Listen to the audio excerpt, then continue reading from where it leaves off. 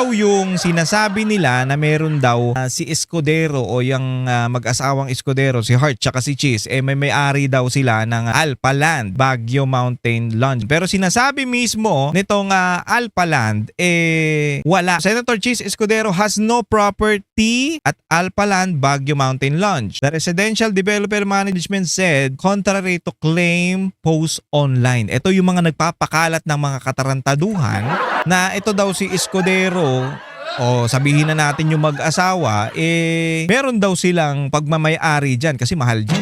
Bakit nga ba sinasabi nila na meron daw property si Heart Evangelista dyan sa Alpha Land? So ito daw yun, ito daw yung sinasabi nila dahil nga meron silang picture na nakita na nandyan si Heart Evangelista. Yung picture na yan. Yan kasi ang pinapakalat ng iba Porket ba merong picture si Heart Evangelista, kanya na yan?